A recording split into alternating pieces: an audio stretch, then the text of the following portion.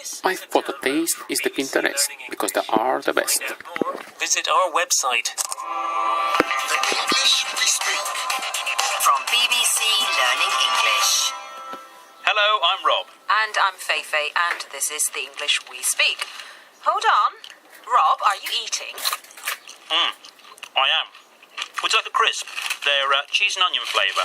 Oh, go on then. Oh, I see you've eaten most of them, but I'll have the last one, shall I? Actually, Feifei, there weren't many crisps to start with. It's this shrinkflation. Shrinkflation. I guess that's the opposite of inflation. That's correct. Inflation is where prices rise or the size of things get bigger. They inflate, like a balloon. But with shrinkflation, things get smaller. But not the physical size of things, it's the quantity of something. I see. So the crisp packet is the same size, but the number of crisps inside has been reduced. That's right. Let's hear some examples of other people using the word shrinkflation. I paid the same price for this chocolate bar as I always have, but when I unwrapped it, it was smaller. I guess that's shrinkflation.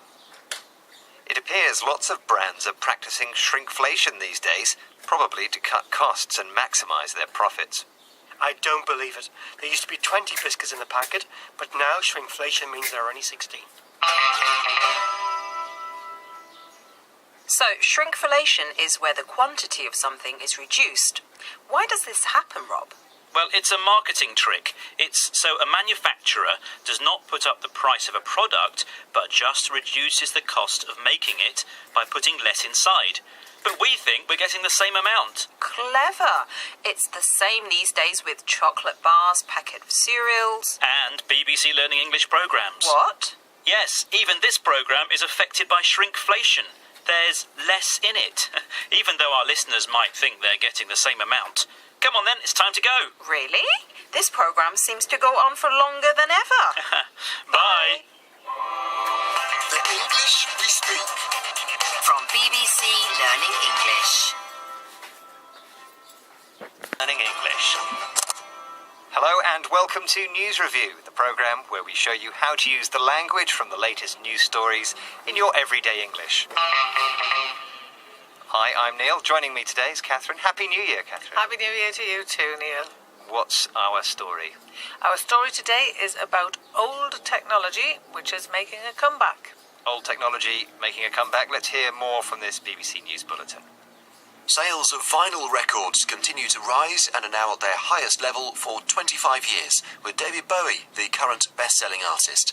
The music body, the British phonographic industry, says that figures for 2016 show a 53% increase on the previous year.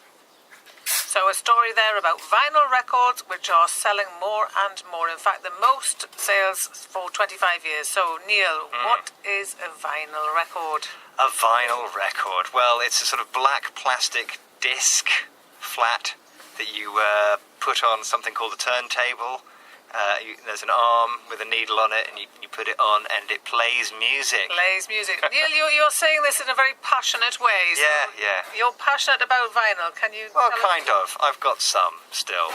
Right. Yeah. Okay. And what is it about vinyl that you like? Well, the fact that you can touch it, and that's quite important. It is, I think, indeed, in yes. our programme Yes. today. You've been looking at this story across the internet, and you have chosen some words and expressions which will help people to talk about this story. I have, and all of our words and expressions today have double meanings, which we're going to look at. And the words are tangible, embraced, record high, and turning the tables. Tangible, embraced, record high, turning the tables. So that first one, tangible. Can you give us your headline? I can. So we're looking in The Guardian today, and The Guardian's main headline is Record Sales Vinyl Hits 25-Year High, and they are telling us that there is a trend for returning to tangible music. So tangible, meaning something real that you can touch. Yeah, exactly, like a black vinyl record. You can't touch the music, but of course you can touch the record. And they're saying that a lot of people really like this idea of touching a piece of technology that will give you the music. Yes, because now people mainly download or stream the music, and there's nothing apart from your smartphone or whatever you use to actually feel. Yeah, and to collect. You know, people have, you said you've got about 100 records. Some people have got thousands of vinyl records, Yeah. Now, often in this program, the words we look at have got a literal meaning and then a non-literal meaning. Yep. And this word we're looking at today has both, but the one we're looking at means to actually touch, doesn't it? The newspaper's talking about the actual literal meaning of the word tangible, which means touchable. Yeah. But we also use it in a non-literal meaning, and when we use it non-literally, we're often talking about things which are important or beneficial. For example, tangible benefits is often a little phrase that we use a lot, and that's to talk about something that's a benefit that is actually kind of real and important. Yeah. Maybe you can't touch it, but it's meaningful and significant. So, for example, if you go for a new job, you're looking at a job, and the job's quite a reasonable job, good pay, not bad holidays, but they offer you really, really good health care. Yeah. You call that a tangible benefit. Not because you can touch it, because it's important or noticeable. Exactly that.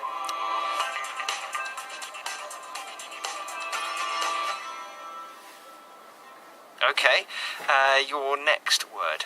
Next word is from the same article in The Guardian, and it's telling us that consumers, young and old, have once again embraced physical formats of music. Embraced. Embraced.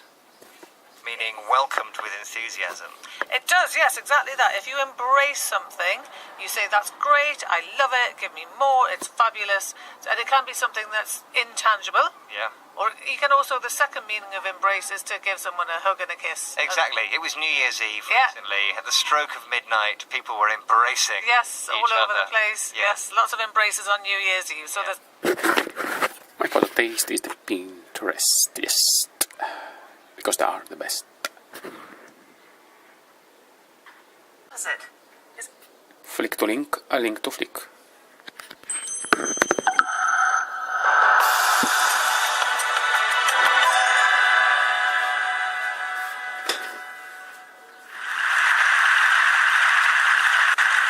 I once had this nightmare.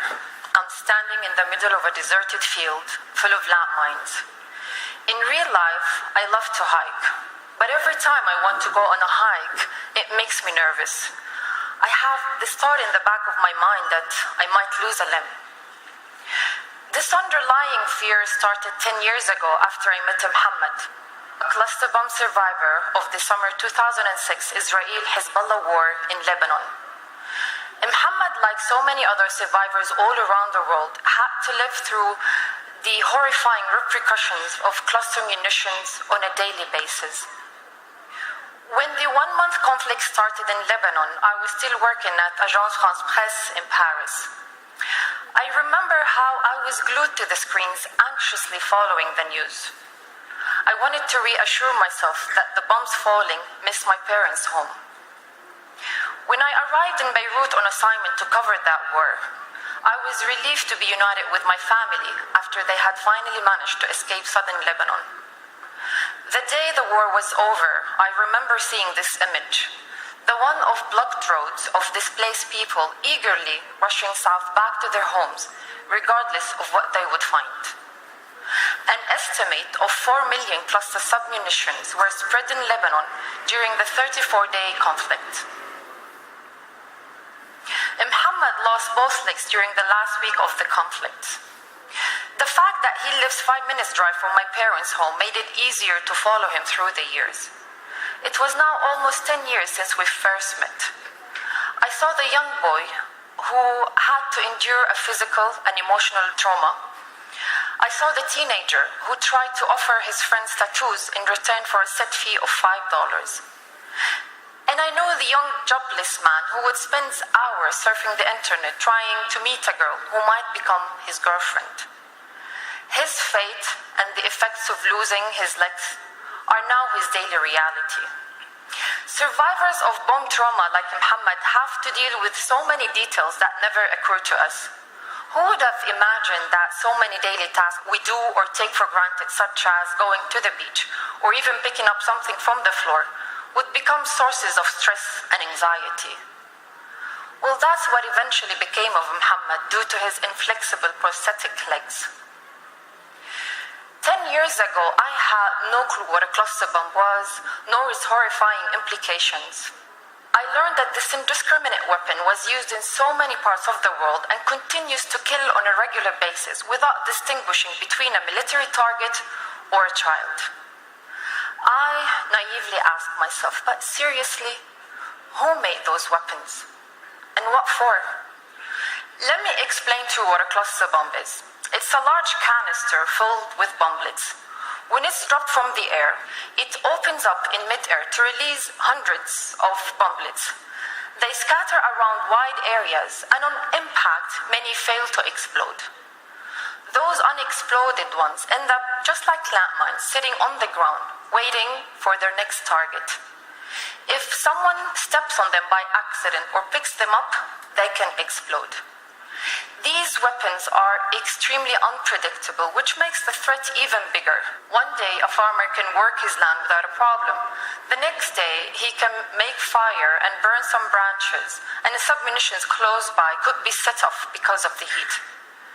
The problem is children mistake those bomblets for toys because they can look like bouncy balls or soda cans. Being a documentary photographer, I decided to go back to Lebanon a few months after the conflict ended to meet cluster bomb survivors, and I met a few, Hussein and Rasha, who both lost a leg to submunitions.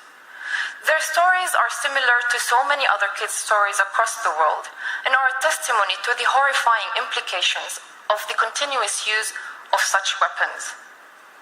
That's when I met Muhammad in January 2007. He was 11 years old, and I met him exactly 4 months after his accident. When I first saw him, he was going through painful physiotherapy to recover from his fresh wounds. Still under a shock at such a young age, Muhammad was struggling to get used to his new body. He would even wake up sometimes at night wanting to scratch his lost feet. What drew me closer to his story was my instant realization of the difficulties Muhammad was likely to face in the future. That what he has been suffering while adjusting to his injury at the age of 11 would increase manyfold. Even before his disability, Muhammad's life wasn't easy. He was born in the Rashidiyya camp for Palestinian refugees, and this is where he still lives. Lebanon hosts some 400,000 Palestinian refugees, and they suffer from discriminatory laws. They're not allowed to work in the public sector or practice certain professions, and are denied the right to own properties. This is one of the reasons why Muhammad doesn't really regret dropping out of school right after his injury. He said, "What's the point of a university degree when I can't find a job to start with?" Cluster bombs use create a vicious circle of impact on communities and not only on the lives of their victims. Many who get injured by this weapon drop out of school, can't find jobs, or even lose their jobs, therefore losing the ability to provide for their families. This is not to mention the continuous physical pain and the experiences of feeling isolated. These weapons affect the poorest of the poor. The high medical cost is a burden to the families. They end up relying on humanitarian agencies, which is insufficient and unsustainable, especially when injuries require lifelong support to the injured. 10 years after Muhammad's injury, he is still unable to afford proper prosthetic legs. He is very cautious with his steps, as a couple of falls over the years brought him embarrassment amongst his friends. He joked that since he doesn't have legs, some days he tries to walk on his hands. One of the worst yet invisible impacts of the weapon is the psychological scars it leaves. In one of Muhammad's early medical reports, he was diagnosed with signs of PTSD. He suffered from anxiety, poor appetite, sleep disturbance, and showed signs of anger. Flick to link, The reality link is to flick. Muhammad never receives My photo taste